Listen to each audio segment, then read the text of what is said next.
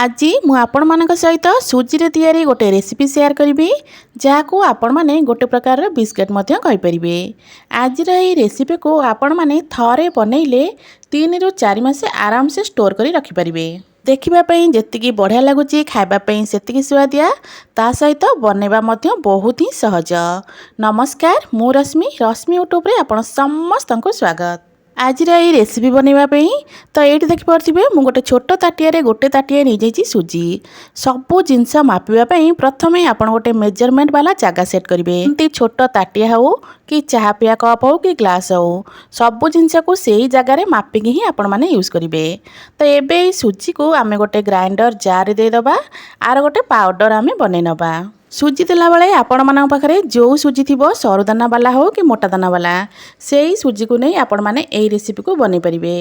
तो ये देखिपे सुजी को मुझे पूरा भल भाव में ग्राइंडिंग कर नहीं तो सुजी ये पूरा आमर पाउडर हो जाए। सुजी को आम गोटे बड़ बाउल नहीं जावा। बाउल में डायरेक्ट सुजी देवेनि प्रथम ही सुजी को आम टे चल नवा। एमती टे चल ने कौन होता है ना जहाँ भी एक्सट्रा आमर खद खदड़ी अंश थी सेटा आमर अलगा हो। तो ये गोटे चला नहीं जाइए से चलारे सुजी को दे आम टे चल नवा। सांग माने आज रेसिपी आपण माने को जगह देखुं कमेंट करी निश्चय जनइबे जहाँफल कि मुझे आपण मानक धन्यवाद दे पारिबी। तो सुजी को एठी मु चलई सारा पर एबे सुजी को रखी नवा साइड रे। एपटे जो ताटिया मु सुजी नहीं से ताटिया मापिकी अधा ताटिया नहीं जाइए चीनी। ध्यान रखिए गोटे ताटिया सुजी पे हाफ ताटिया नहीं जाइए मु चीनी ता सहित गोटे देदेबा गुजराती। एबे चीनी को आमे भल से पाउडर बने आनिबा। तो चीनी को ये पाउडर बने नहीं एबे सुजी को जो आम चलैक रखी ना से चीनी गुंड को टिके आम चल नवा। सबू जिनस को एमती मेजरमेंट करदेवे आपणकर बिस्कुटा पूरा बढ़िया से बनब। तो ये मुझे चीनी को चलई सारापर जहाँ भी खदड़ी अंश था सेटा आमर बाहर जाइए। तो सुजी चीनी दुईटा जाक को मुझे चलैक नहीं जाइए। एबे यही सुजी चीनी देदेबा से ताटिया गोटे ताटिया मैदा। आपण मैंने ये मैदा जगह अटा नहीं पारे किंतु अटा अपेक्षा मैदार यहाँ बेसी भल बनी थाए। ता सहित गोटे चामच ये मुझे बेसन। बेसन ये बिल्कुल ऑप्शनल अच्छी आपण मैंने चाहिए स्किप करें। ता सहित अल्प टिके खाइबा सोडा आउ अल्प टिके मुझे लुण। एबे आम से 3 ରୁ 4 चामच खाइबा तेल देदेवे। जदि आप तेल देवाई चाहून थे ताहले 3-4 चामच घी दे पारे। सोरिष तेल बिल्कुल भी ये देवेनि। एबे आम सबू जिनस को हाथ में भल से मिसेइबा। एटी मु कही रखुची जदि आपण मानकु आज रेसिपी भल लगे वीडियो को लाइक करिवे शेयर करिवे। जदि आपण माने मो चैनल रे नुआ अछंती ताले प्लीज चैनल को सब्सक्राइब निश्चय करनेबे। तो ये देखिपे सबू जिनस को मिसेबार पाखापाखि 1-2 मिनिट हो गलानी। 1-2 मिनिट पर आपको एमती मुठा कलाठू यहाँ पूरा एमती मुठा हो जाऊँगी ताने यहाँ मोर बढ़िया भाव में मिसई नहीं एमती भल भाव में खास्ता हो गलापर आम ए पानी दे आपको आम चकुटिबा।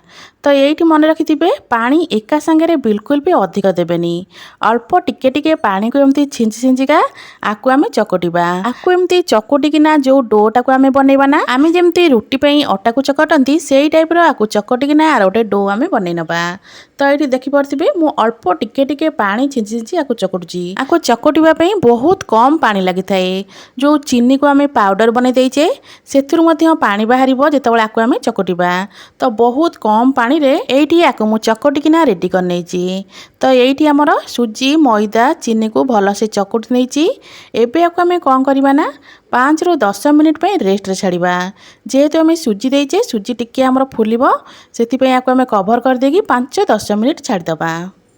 5-10 मिनिट पर ये मु कभर काढ़ुची। तो ये देखिपे सुजी आमर टिके फुली जाइए। सुजी फुली बोली केमती जानवे तो ये मुझे काढ़ला बेलू देखिपे टिके हार्ड लगुच ताने सुजी ये बढ़िया भाव में फुली जाइए। आउ भितर देखिपे केते बढ़िया भाव में जाली आसी। एमती जाली आसिले कौन होता है ना बिस्कुटा पूरा परफेक्ट बनिब पूरा खास्ता वाला। एबे अल्प अल्प गुला नहीं हाथ में आपको एमती भल से चकट नवा। तो देखिपे मुझे केतिक गोला नहीं जमी आम रुटी बनाती ना से ही साइज गोटे गोला ये मुझे जाइए हाथ में एमती भल भाव में चकुटी सारापर एबे आम बिस्कुट बनइबा। बिस्कुट आपण मानकु जो शेप्र पसंद आपण माने सेई शेप्रे बनई पारिबे। तो एमती गोल वाला बिस्किट बनई पारिबे नाई तो लंबा वाला। तो ये मुझे गोल वाला बिस्किट बनई नथिली टिके लंबा शेप्रे बिस्किट बनई। तो ये आपण मानकु बनईकिना देखई दउची। तो ये देखिपे हाथ में प्रथम अटा को भल भाव में गोल कर सारापर ताकू एमती टिके लंबा कर नहीं तो ये देखिपे बिस्किट आमर पूरा रेडी। तो ये चलतु सेम प्रोसेस रे सबू जाक बिस्किट को ये आम बनई नवा। ये बिस्किट को बनइबा बहुत ही सहज। सेम प्रोसेस रे सबू जाक बिस्किट को बनई सारापर गोटे प्लेट रे रखी नहीं। एबे आम ये प्लेट को रखी नवा साइड रे। तो एपटे गैस उपरे 10 मिनिट आगु मु तेल को भल भाव में गरम होगा छाड़ी नहीं। मन रखिथिबे एई तेल को आपण माने बिल्कुल भी हाई फ्लेम रे गरम करिवे नहीं। गैस रो फ्लेम को लो रखिकिना तेल को बसैबे। 5-10 मिनिट पर तेल जेतेबेले हल्का आमर गरम हो जिवो तापरे ए बनै रखिथिबा बिस्किट को आम दबा। बिस्किट को दे सारा पर भी गैस रो फ्लेम को बिल्कुल भी हाई करिवेनी, सेमिति ही लो रे रखिथिबे। लो फ्लेम रे पाखापाखि 7-8 मिनिट पर्यंत ए बिस्किट को आम एपट सेपट करी छाणीबा। यही बिस्किट को बनैला बेले छाणीबार प्रोसेसिंगटा ही सबुठु बेसी इंपोर्टाट। जदि आपण माने गैस रो फ्लेम को हाई करनेबे तो बिस्किट तो ऊपर भल भाव में हो भीतर बिल्कुल भी सिझी नथिबो।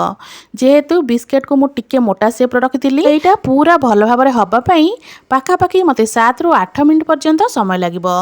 लो फ्लेम रे 7-8 मिनिट पर्यंत आकु आम एपट सेपट करके भल भाव में छाणी नबा। एमिति कि बिस्किट रो भीतर मध्य बहुत बढ़िया भाव में हेइथिबो। तो ये देखिपे 7-8 मिनिट पर बिस्किट रो कलर एटी पूरा चेंज हो गलानी। बिस्किट मध्य एटी आमर पूरा रेडी हो गलानी। तो आठू अधिक समय छाणीबा आमर बिल्कुल भी दरकार नहीं। ए बिस्किट को छाणीला बेले घर पूरा बास्ना रे ही महकुथिबो। तो ये मोर सबू जाक बिस्किट तो हो गलानी। एबे चलंतु गोटे जाली ऊपर को गोटे गोटे करी सबू जाक बिस्किट को आम छाणी नबा। यही बिस्किट को बनैला बेले सबू प्रोसेसिंग को आपण माने पूरा ध्यान सहित बनइबे। देखिए आपण माने थरे यही बिस्किट को बनइले 3-4 मास तो आराम से स्टोर करी रखि परिबे। आ ये बिस्किटा खाइबा पई बहुत ही बढ़िया लगी थाए। तो ये मोर सबू जाक बिस्किट हो सारा पर आकु गोटे जाली ऊपर को मु काढ़ी नहीं। जाली ऊपर को काढ़ी सारा पर एबे आम ये जो बड़का तेल रहिला सेथिरे आ जो बड़का बिस्किट रहिला एबे सेम प्रोसेस रे सबू जाक बिस्किट को आम एटी छाणी नबा। सुजी रे तैयारी ए बिस्कुट को छाणी सारा पर ये गोटे प्लेट को नहीं आसी।